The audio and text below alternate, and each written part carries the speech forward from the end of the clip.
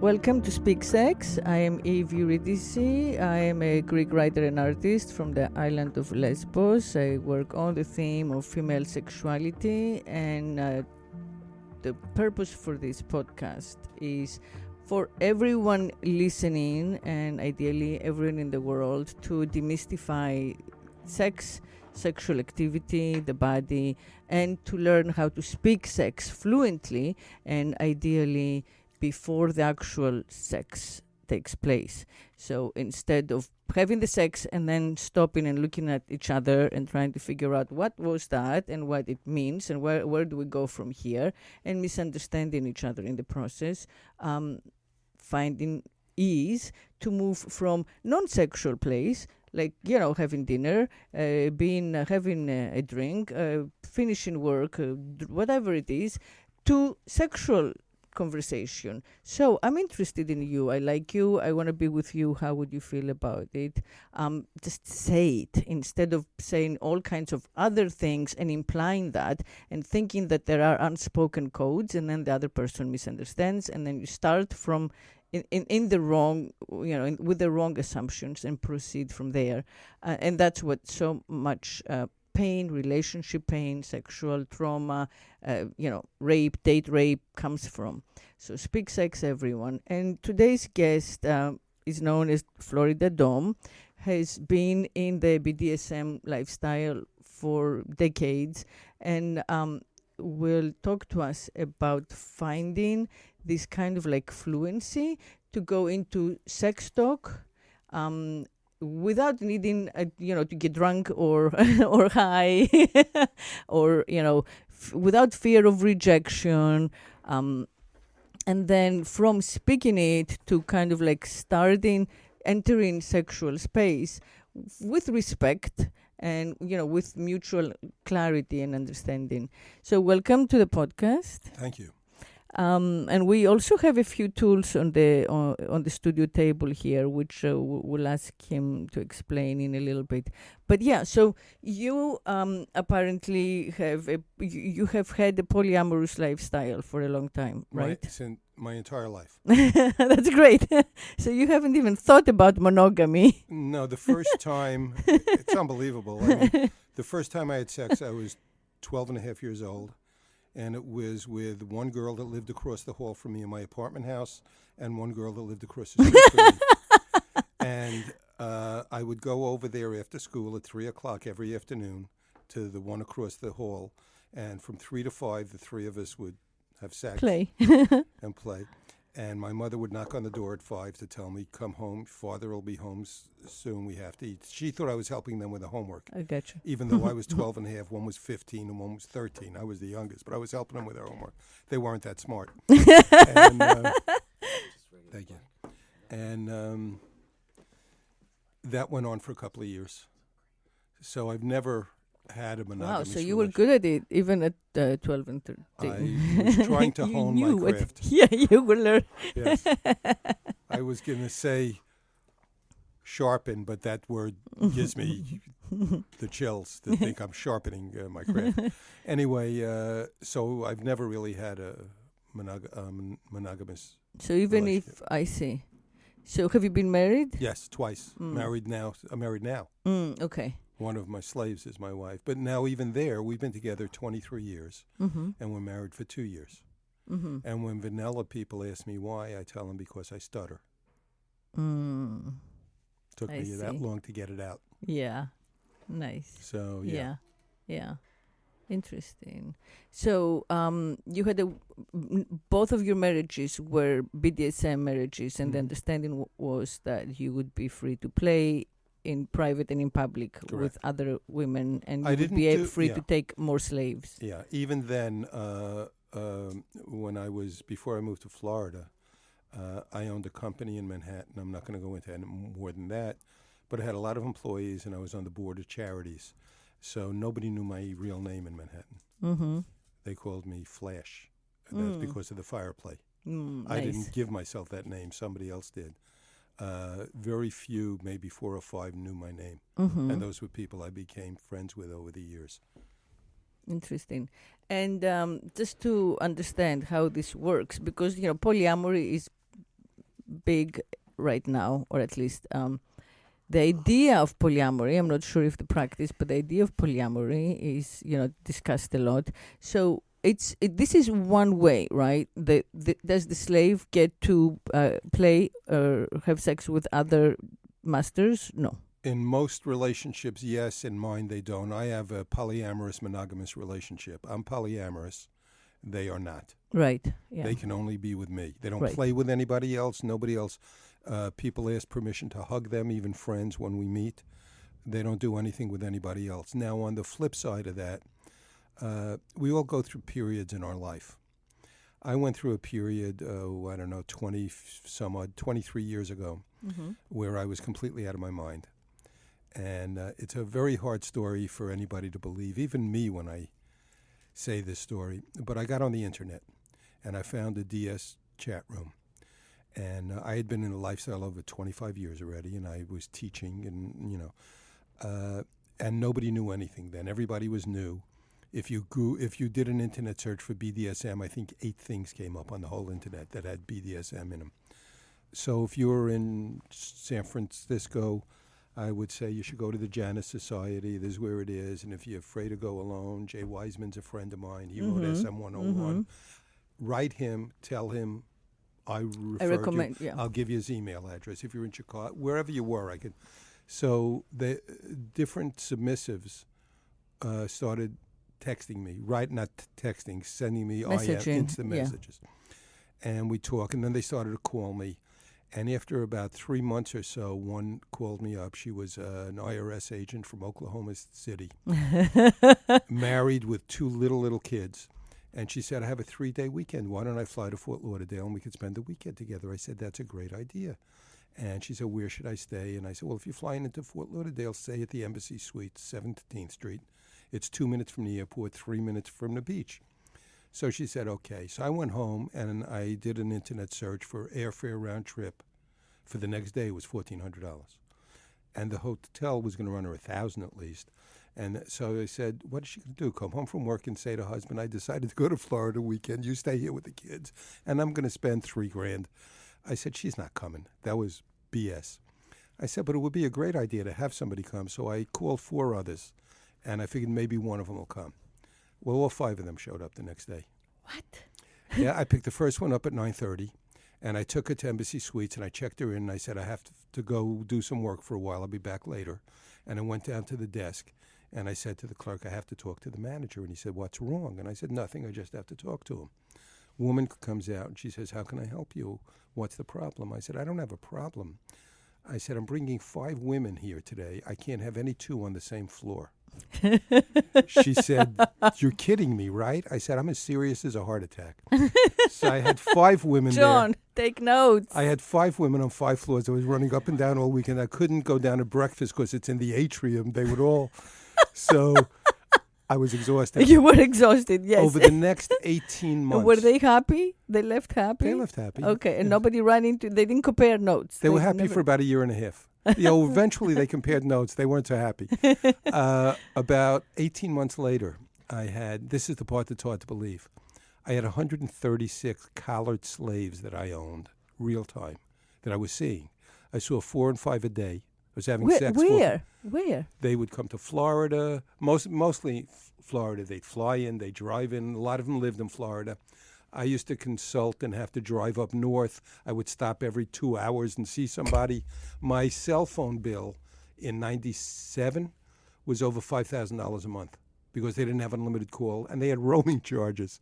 So I was on the phone constantly. There were times somebody would call me and I would talk to them 10 minutes and the call would end. I had no idea who I spoke to. Yeah. Not a clue I mean, who it's was on very hard. 100 and how many? 136. And at the end of 18 months, I said, I can't do this anymore. This is crazy.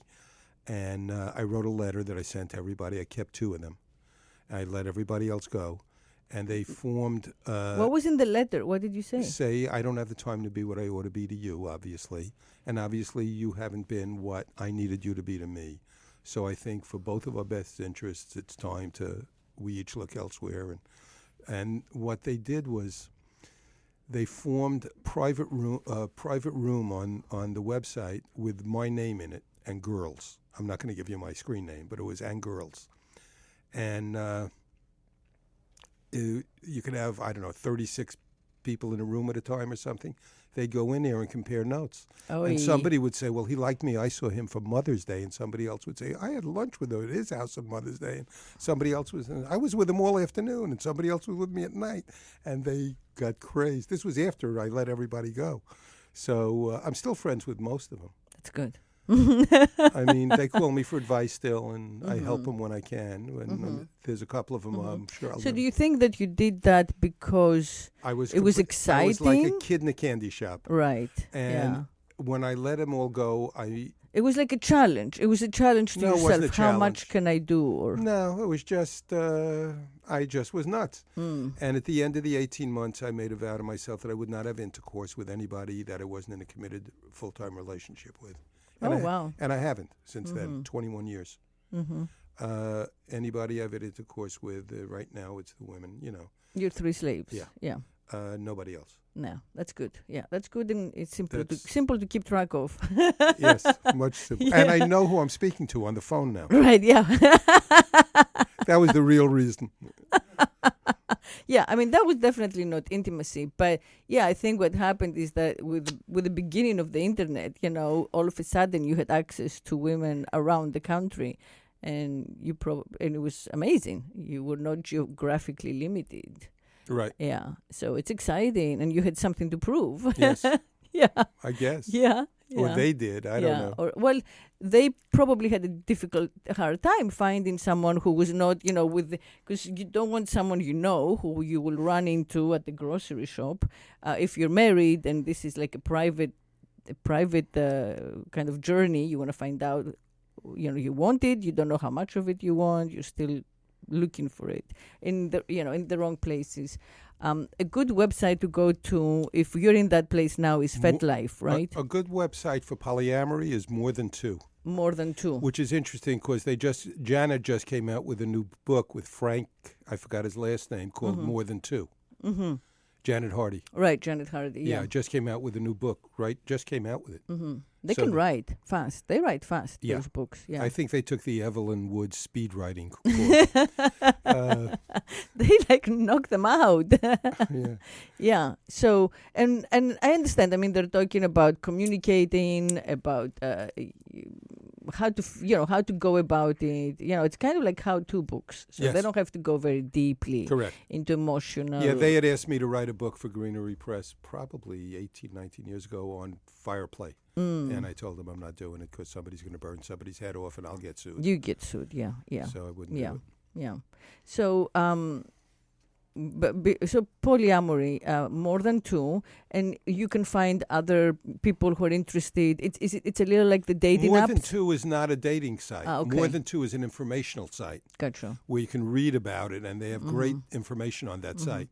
But what are some of the dating sites where you could find couples that want to swap, or swingers, or, you know, I know that there are, you know, sites where you can create a profile and then you find out about local parties. FetLife's a good one. I'm really, I don't do any, I don't look online for anything, so I don't know. FetLife has polyamory groups. I teach that also around the country. And polyamory is different for me than most people who are interested in it, because my relationships are master-slave relationships. So it's not mine or poly-mono relationships.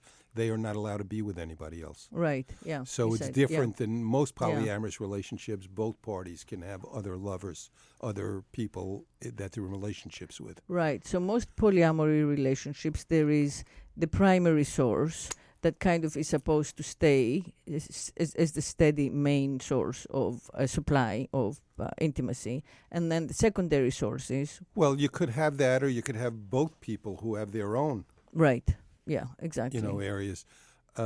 We do a lot of stuff together. We go on vacations together. We travel together. When I teach at an event, everybody comes. We all stay in the same suite. We do everything together. Mm-hmm. So, but the women do not have sex with each other. No. They only have sex with you. Correct. Yeah, that's a great deal. I mean, I must say. But on the other hand, it's a lot of work. A lot of work for me. For you, I'm exhausted. Yeah. Yeah. I need a nap right now, Eve. I mean, I have, fiddled, as I said before. Eve, in just case fiddled. you were wondering, I still have Thursdays open from 3 to 4:15. That's good to know. Thank you. Yeah, I have always thought that being a top is much more work, both physically and mentally.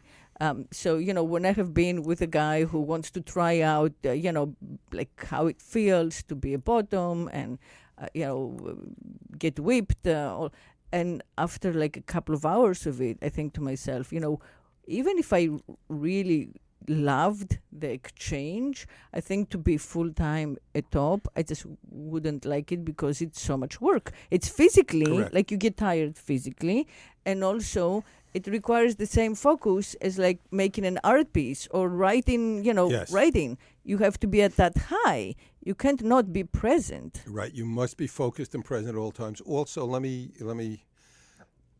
being a dominant and being a top are two different things. Okay? Right. Being Explain. a dominant or a submissive or a slave refers to your relationship dynamic. Mm-hmm. Being a top or a bottom refers to your physical dynamic. In other words, when you play. Now, I have friends that are dominant masochists. Mm-hmm. And if you see them play, somebody's beating the hell out of them every time. They're on the bottom. They are in total control of that scene. The person who's beating them is doing everything exactly Right. what That they told asked to do. for. Right. And it may be their slave who's beating them. So when you're watching somebody who really doesn't know, even with aftercare, you have to be careful because people have come over to me and say, you don't do aftercare. They're right, but they don't know that. I say, you don't know when this scene's over. Just because I stop playing there, this scene might not be over till Monday. Wow. Interesting. Yeah. Because the headspace, we're still in that dynamic, and we're still playing mentally. It doesn't have to be when you're hitting somebody. A scene, you could have a scene without hitting. Mm-hmm. I'll give you an example of one that somebody else did. I won't mention his name either, even though he isn't alive anymore. He was a straight male friend of mine who was involved with a gay organization he was on the board of. And they were having a meeting in, I think, Atlanta. And he went to a bar that night with them to talk. And one of the guys said, they were talking about fantasies. He said, my fantasy is to be castrated. He said, since I'm young, and this guy said to him, if you're serious about that, I could do that. And he said, you could do it? He said, I've done it probably 8 or 9 times. So he says, I'm serious about it. He said, tomorrow night here, it was a gay leather bar. Meet me here, when we haven't had anything to drink. So the next night, he tied the guy to a genital torture chair. You know what that is? No. There's arms that are straight out. Mm-hmm. You bind the arms to that. There are legs that go down that are spread wide, so the genital area is exposed. He tied his shins, his thighs, his body, his arms, and his head to the chair. Then he explained to him what he was going to do. He took out a knife, took out paper, went like this, sliced it like nothing. He said, I'm going to use this, and I'm going to cut the scrotal sac open to start with. You're going to bleed a lot. Just know you're going to bleed a lot. He said, I'm going to take the knife, and I'm going to cut the tendons that hold your scrotum in the scrotal sac.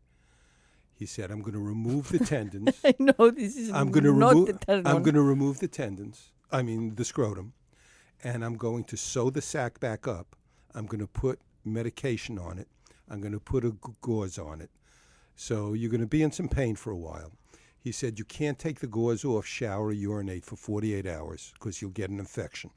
I'm going to give you the medicine and some gauze. 48 hours from when we're done, take it off, shower, put the ointment back on, and replace it. And then blindfolded him. The guy was almost translucent you could see all the color leave his face. A guy brought him out a bowl of soapy warm water.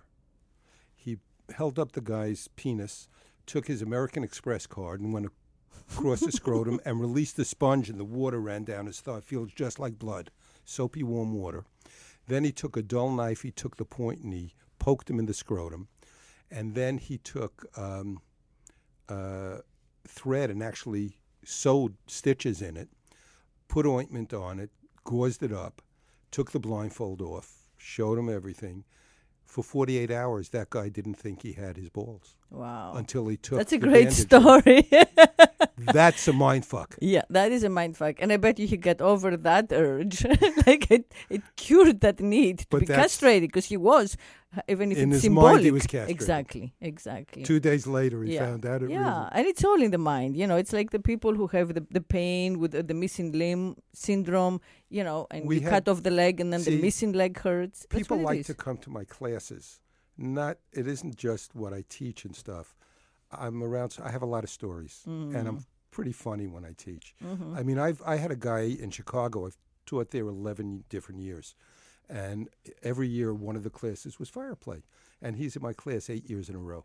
Nice. And he came over to me afterwards to say, Is he ever hi. going to graduate? Well, I said to him, I have to tell you, you are the slowest learner I've ever met in my life. He says, I just come here because this is the most fun I have at the whole convention. Yeah. So, but there's another story. A friend of ours, a femdom, a dame they call them, but a femdom, and her husband. There was another friend of ours, Lalik from Cape Cod, went to Kink in the Caribbean. It's a weekend event in at Club Right. Eden. Yeah. King. She was teaching down there, and she was teaching almost like mummification, but what she was doing was she encased this guy from up here, the Dom's wife, husband, she encased his cock and balls in concrete. Mm-hmm. And then she was going to show him how you remove it with a concrete saw. And she went into a bag. This was on the first day there, and she said, oh, my God, I can't believe this. I left the saw home in Boston. No. She said, but don't worry, I'm going to call. Wait, he traveled with this around his cock and balls? No, he was there. She did it Oh, there. okay. On the beach. Okay. On the beach. She put Okay. it on. Okay. And she said, I'm going to call my slave in Cape Cod and have them FedEx overnight the saw. I'll have it all. So the day after tomorrow, we can meet here again, and I'll show you how it's done. You can't go in the water because Yeah. you don't want to get infected. You can't urinate, so don't drink. Oh, wow. You can't for 48 hours. So 2 days later, they came back, and they had 300 people around watching. And she took a bucket of water and threw it on it, and it dissolved. It wasn't real concrete. Wow. But he walked around like that for 2 days. He couldn't wear pants. Wow. He couldn't get the pants on. Wow. That's a mindfuck. Yeah. And it works just as well. That's the point. And you're not damaging experience- anybody. You're not hitting them. Exactly. Right. But the experience, It's you very get intense through, for them. It's yes. very intense. Yeah. And they do get over whatever that desire or fear, or it's very cathartic. You come out different Yes, than when especially you if it doesn't dissolve. Yeah, shit. No pun intended. So we have here, I see the knife. I'm interested in, what do you do with a knife? You can do a lot of things with a knife. This is actually a knife I just bought on my trip. I have a lot of knives, different kinds. I like to white line. White line means, let me have your arm. I'm not gonna. White line means I will do it. You see the line, but I won't break skin. That's nice. A lot of it, and I appreciate with it. the music in the middle of the back. You can also, as I said So to you make a white line I on will the make skin. not just one. Yeah. I will play with it again with the So music. you'll make white line designs on the Yes. body. Yeah. And you can do it I will throughout the also- back and the butt and the Or legs. You can just I might take the spread it. point in your nipple, Mm-hmm. and that's very frightening Yeah. because it's very sharp. Oh no, it's very sharp. It's okay. I might use it this way across the nipple, and that also hurts a Nice. little more Yeah. each time. Yeah. And you can insert a knife. In the vagina Yes, without cutting it. hopefully. Hopefully. If you don't move, If the sub doesn't move, if the If the vagina bottom doesn't doesn't move, move. yeah. yeah. And they won't move. This is real Oh bondage. yeah, This they is will real not bondage. move. Yeah, the stakes are Yeah. high. And sometimes I might blindfold them and show them this knife Mm-hmm. and take out a dull knife with no sharpness at all and put that in, but they don't know the difference. Mm-hmm. So if they move, they won't get cut. Right. And if it's somebody I don't know, I'm not going to take a chance with Mm-hmm. them because even if it's their fault, it's my fault. Yeah. So it's always my fault. Yeah. It's So- always your fault. So that's, yeah. Yeah. Not if you ask my mother. If she was still alive today, she would tell you it's never my fault. I was an only child. Sounds like a so- Jewish mother. So, you know. Yeah. So you see, so you just touched. So he did a white line on my arm. I didn't flinch. I didn't even think about it. And then he went to touch my fingers, and I just pulled them away. And I suddenly, in that moment, right now in the studio, realized that I do have a phobia with getting my fingers cut off because I'm a writer and an artist, and I have had hundreds and hundreds of nightmares where it's my fingers getting cut off, which is like my creative power, right? Right. So that symbolism of the dreams came to life just as the knife went But you close have to my realize fingers. also what you weren't thinking is if I cut your arm off, your fingers probably would be gone But too. it's not, yes, you're right. But there is no logic to it. No. So It's all part of what the BDSM does is it gets rid of this sort of like latent fear or trauma that's not really related to anything, and you want to get rid of it. So when in conscious safe space you say, yes, I want you to play with my fingers, eventually you teach your own neural pathways that there is nothing to fear. You know, the knife is not going to creatively castrate me. right. And then you let go of that phobia. Correct. So part of the It gets you past those fears. It I'll gets tell you you. past. I'll tell you one more story that's ridiculous.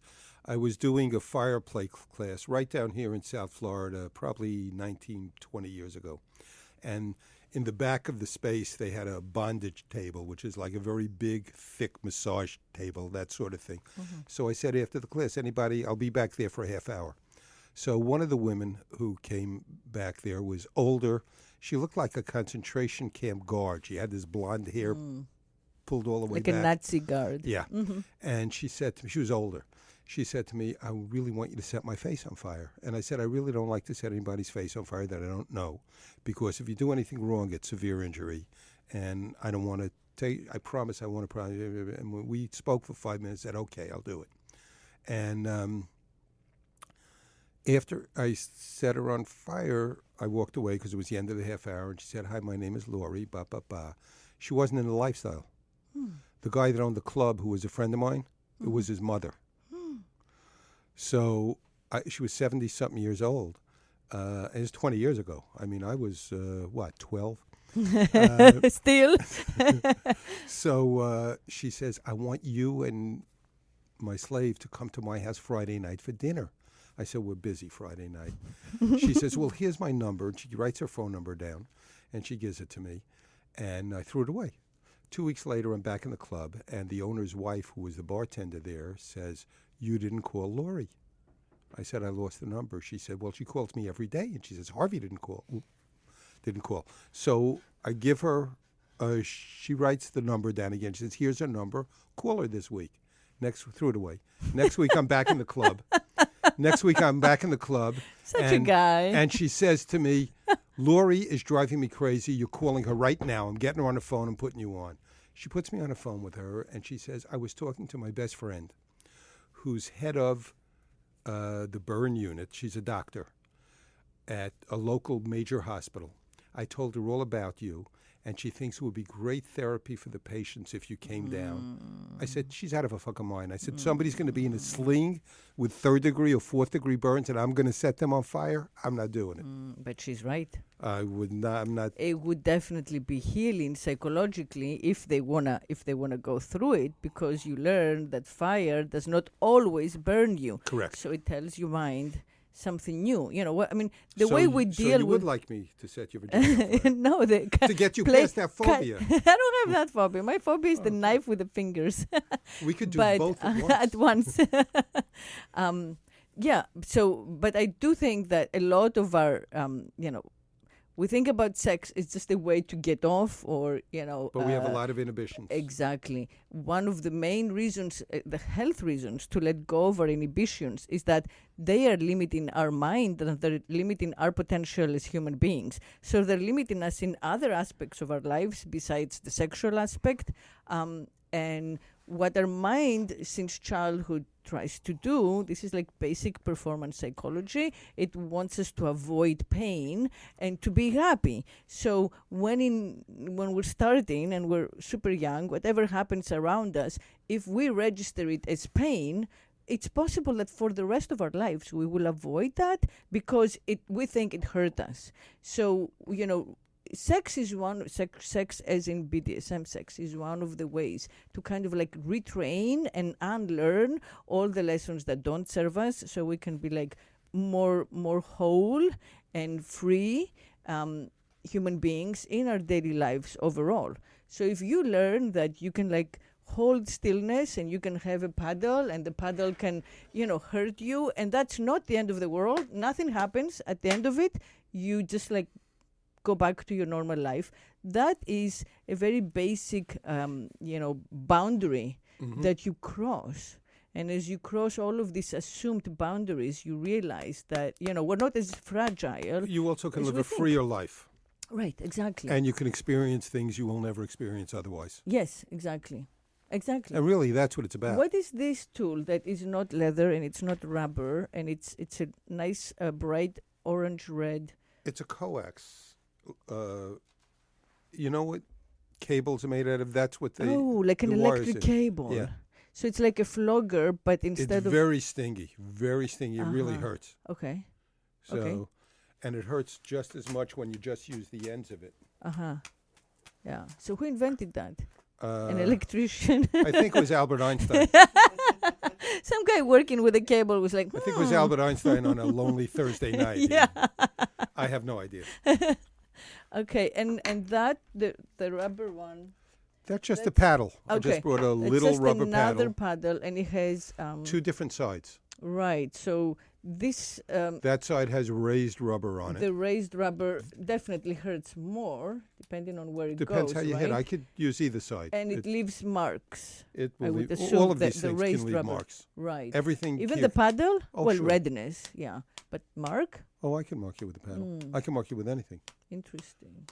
And we talked about this, but Yeah. what do you call this again? It's like a quirt. A quirt. It's yeah. Yeah, interesting. Very nice. I love that one with the wooden handle and the... The coax. Yeah, no, this one. No, This one. This looks like an electrician had like leftover cable and sadistic tendencies. No, Came up I have with a it. lot of different. I have one that's a thick coax. Like you put your TV on, and it's in a semicircle with a wooden handle, and there's another smaller one inside of it, and it's not really. It goes like this. And if I hit you easy like this on it, it will leave two semicircular Wow. bruises on you for about 10 days, just like Wow. this. Wow. If I go Yeah. back here and hit you, then you're really in trouble. That'll cause a Yeah. deep bruise. Well, the first time that I heard about women in the BDSM world, it was specifically about reclaiming, the experiences, the triggers of being beaten at home, beaten to learn their lesson, being subservient because they had to Right. by patriarchy. So by choosing this, you take back your agency and you say, I can take the pain. I do not, and still make like my own choices and my own decisions.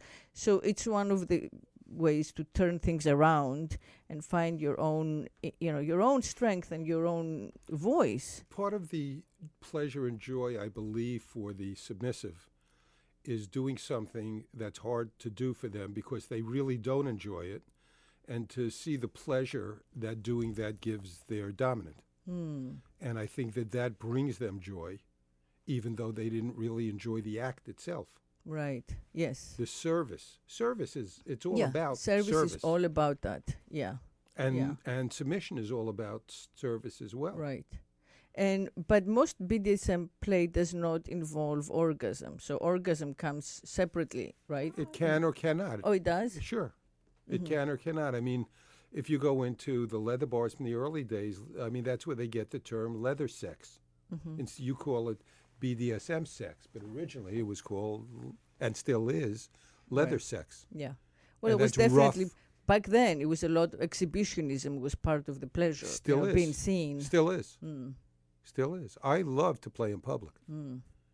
Yeah. And I like to watch others play in public. First of Right. all, as long as I'll still see new things. Right. I like to go to play spaces out of the area I live in that I go to more often because people play differently in different areas. Okay, I like to go to the events around the country and teach because not only do I teach, but I learn also. I meet other presenters, they're called, not teachers.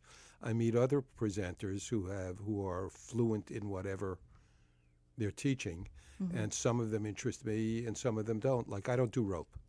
I stopped doing rope 45 years ago. I say that if God wanted us to do rope, he would have never invented the nail gun. So... Yeah, rope is like a patient. I just it's don't not like for rope. ADD. I mean, you said you get bored quickly, I and get that bored is the quickly, opposite. right. Yeah. It's a very Now, patient man's Midori game. loves rope. Midori's Yeah. sensational with rope. Yeah. I have many friends who love rope. More people are into rope now than anything else, I think. Yes, I think so too. And Because it's more easily acceptable. There is no threat. It's just the bondage. You don't have. no, you can It do. looks pretty. You can really do damage to somebody, well, especially with suspension. I know lots of people who've Suspension, had yeah. long-lasting injuries from suspension. You really have to know what you're doing. But fortunately, like, we have a rope group or two locally, and they have classes every month, and somebody who's new can come in and learn different ties and different. So that's Right, good. I'm not right. involved with that. But there are things that I just don't like, and I don't do what I don't like. My philosophy in life is anything you like to do, you'll do well. Right. Anything you don't like to do, you can force yourself to do well, but you're going to fuck it up eventually. Yeah, and in your sex life, in your private life, you shouldn't do what you don't like to do. Right. But how do you find out what you do? You find out by trying things out You don't and have to putting try yourself everything out out there. because I've seen a gerbil once. I don't have to try it. Yeah, no, me neither. No, not the gerbil. Not the. What's his name? Oh God, the Dalai Lama guy, Richard Gere. Poor man. I don't know. I mean, that that's probably all talk, but it just I always associate him with the gerbil play. Yeah. But to go back to my question, where does again from the heteronormative point of view, you get together, you negotiate. So unless you have your long-term slave, you're going to negotiate, and Right. you're going to hope that the person you're talking to knows themselves. Well, That they know, that when they say something, they mean it. So knowing thyself, Socrates, the ancient Greeks, is very important. yes. It's not just about what you think you want, but what you really are prepared to do. What I demand from them is honesty. Right. Don't tell me you've done things you haven't. Don't tell me, if you want to try something, we'll try it and start off lightly. And we'll see how you react to that. One of your first questions is, have you done this before? Not How one often? of my first questions are health questions. Are you HIV positive, Hep B, Hep C?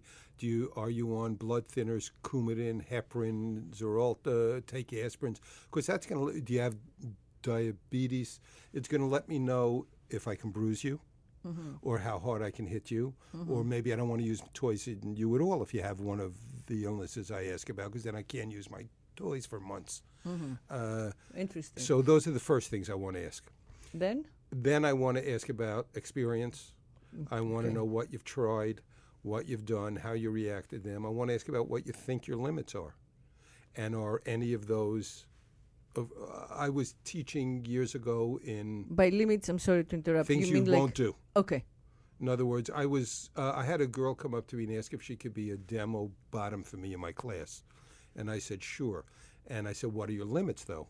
And she said, the only thing we won't do in this class, no canes, like you saw the other. Yeah. The bamboo I cane. said, I'm going to use a cane. It's a class. I have to teach people things. I said, if canes are not good for you, I'll use somebody else. That's fine. And she said, okay, you can use a cane. But these are things you want to discuss. She might have said, no, I can't. It sets me over the edge. I can't do it. Right. But you want somebody who's honest with you about it, not somebody who says, yeah, it's fine, and afterwards says, I said no. You have to. So you have to ask trust them a little bit. how long have you been in the lifestyle? Have you tried this? Have you done this specific scene before? Well, not specific. I want to know what you've done before. Oh, okay. Have you experienced floggers, whips, canes, paddles, fire, knives? What have you? Electric, rope. I want to know what you've done. Have you played public a lot? Which of those have you not done in public? Stuff like that. I give you an extreme example. One of the slaves I have now, I was teaching on the west coast of Florida 9.5 years ago, and there was a play party at night. And I played with two of my slaves. One of them is here now. One of them was the one that's with me for 23 years. And then a little blonde girl came up and asked me if I played with her. And I asked her the questions, and she was boring to me, and we played for about 20 minutes. She was boring. Why? She was like, you couldn't do anything. She Oh, was she like, was she like- couldn't stand Oh, anything. okay. And then somebody else came up to me, and I asked her the questions. And when I got to where I said, what have you experienced so far? She said, I haven't experienced anything. I said, well, maybe not in public, but what have you done in private? She said, I haven't done anything in private. I said, how long are you in the lifestyle? She said, 3.5 hours. I said, you were there. Yeah. I said to her, why would you ask me to play with you? Did you see me play with the first two girls? And she said, yeah. And I said, why would you come over to me? She says, well, I saw the connection, and that's exactly what I envisioned this, and that's what I want. And I said, I'll tell you what I'm going to do. I'm going to play with you. I'm going to start it very light. I'll get a little harder. I'm going to check in with you continually. If either one of us, you or me, thinks you've had enough, the scene's over. And I put her up on a cross, and I told my other slave, there was a table elevated about 5 feet. There was a landing in front of the cross. I said, go up, sit, and watch her face, because I have her back to me. If her eyes roll back or she looks in distress, just go like this. You give me the sign to cut, and I'm going to end the scene. Mm-hmm. So I started to play with her lightly, and she started to dance. I walked in. I said, you can't dance. You can't move. She said, I like to dance. I said, after the scene's over, you can dance all you want. You cannot move during this scene. And I played it a little harder, and I came up, and everything was great. And I said, how you doing? She said, can you fuck me here? I said, I'm not fucking you here or anyplace else. We're just playing. And I went back and I played a little harder, and I would check in with her every 5-6 minutes. I played with her for 45 minutes. No way. She Wait was a minute. such a natural. Wait a minute. At the end of the 45 minutes, Or maybe she had Both no of- pain. both of her thighs were purple, 360 degrees around. Wow. Her breasts were purple. Her back was welted, a massive welts 1/4 to 1/2 inch across, and her ass was purple and bleeding because she bleeds easy. She bruises easy. 2 weeks later, she called me up and asked me if she can come from the West Coast to the East Coast to play again, and I played with her again. 2 weeks after that, she calls me up, and I said, where are you? And she said, I'm in the town I live in. I said, what are you doing here? She said, I quit my job, and I'm moving here.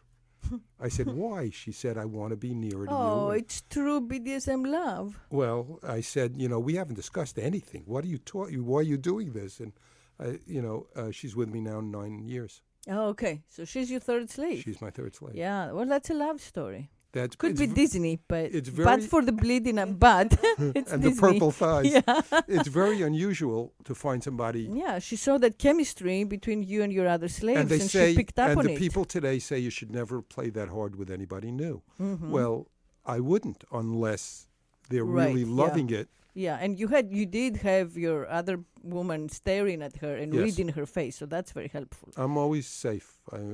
Yeah, For me, right. Yeah, yeah, you know. yeah. I like it. So anyway, that's. Do we have anything else we want to say about polyamory Yes. within and without? Polyamory BDSM? is within BDSM is very different because it's an unequal dynamic to begin with. So I have the control; they have no right, control. right, So if you join the family, you either accept that or you don't. right. And mine is polymono, so it's different than most polyamorous relationships. Right. They have W's and V's. They have Right. names now. You can be an anarchist, polyamorous. I don't Yeah, the unicorn. even a unicorn. Mm-hmm. I tell people I don't know the names. I don't know the language, but I'm doing this for, I hate to say it, 61 years. I know how it works. Mm-hmm. So, and I've done it I probably have one of the longest polyamorous relationships in Florida down here. Nice. Where everybody's Do around you that do long. like a furniture play? Where one Where of your they're slaves. a table or something? Yeah, where your slave is like a coffee table. No, or- only if we no. break the table would I have one of Would them you do have that. to have that? I have no Yeah. room in the house for an extra table. And they Yeah. have other uses because they can't. But you all live separately, right? You're not I living live with all one. three. I live with one. Mm-hmm. One lives about 7 or 8 minutes away from me, Mm-hmm. and the other one lives about 45 minutes away from me. Right. Yeah. Yeah. And how do you know? I mean, what do you know about non-lifestyle polyamory? I know lots of people who are non-lifestyle polyamory. It's still, it's all about consent on the way in, and it's not swinging. No. They're really, if you're polyamorous, the people you are involved with, you have a relationship with. Long term. Not just long term. And you can be polyamorous and they don't know each other, if that's your rule. I don't like to do that. I find it very hard to manage time with people if they're segmented like that, because then if I have 3 slaves and I live with one and the other's an hour away, she's not going to see me a tenth of the time another one would. And people who say you have to eliminate the jealousy are full of shit. There's always jealousy from time to time. There are periods of time where I'll spend more time with one than another, or I'll go on a trip with one and not another. Last year I went to Las Vegas and Zion National and Sedona, Arizona, and the Grand Canyon with 2 of them. This year I'm going to Hawaii with 2 of them, so there's one left out of each trip. Not the same one, but one's left out of each trip. And each time there's a little, I really would have liked to go on that. But you have to understand that because of your commitments to family or job or life, you can't do that all the time. I have less commitments because I don't work.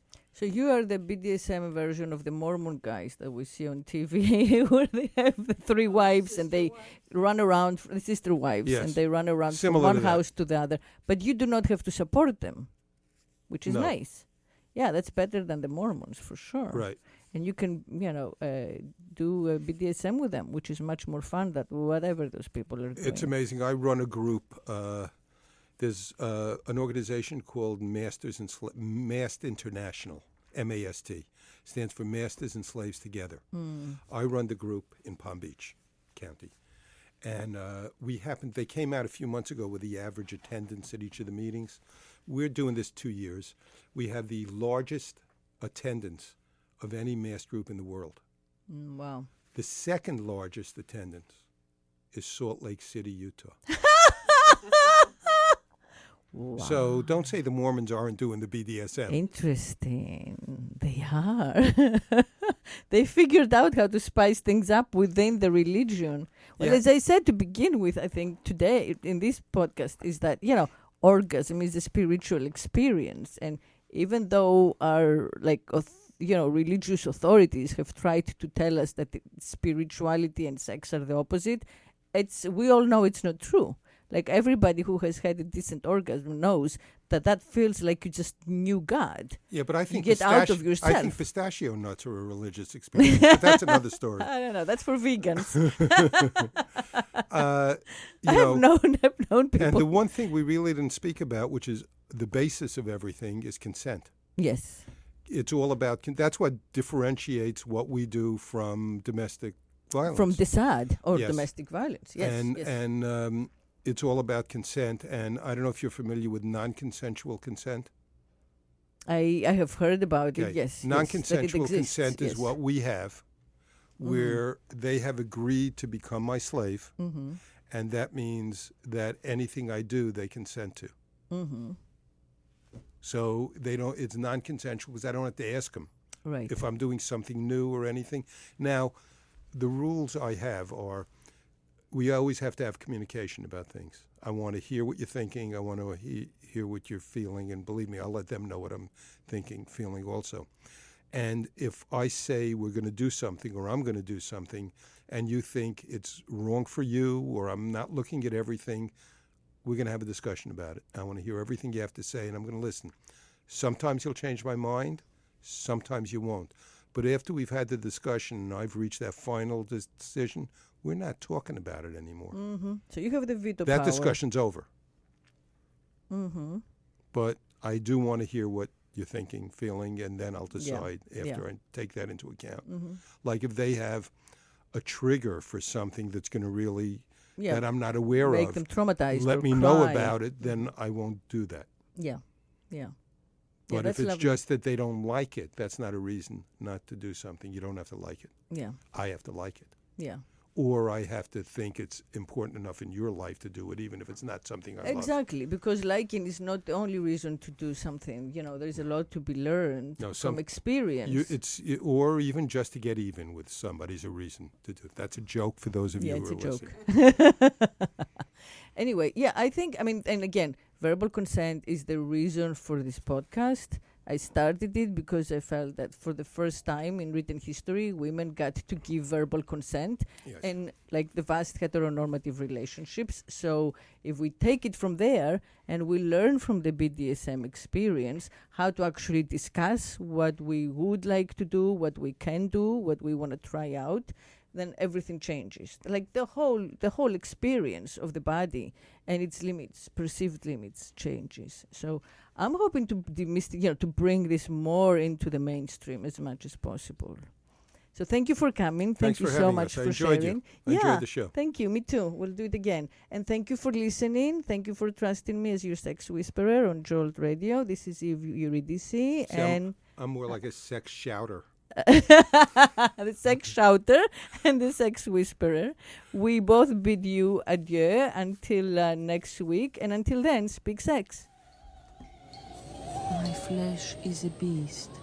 I am doomed to lag around with me forever, like a bear trainer chained to her wild dancing bear. My flesh gives me transparency I like. I live in its illusory infinity.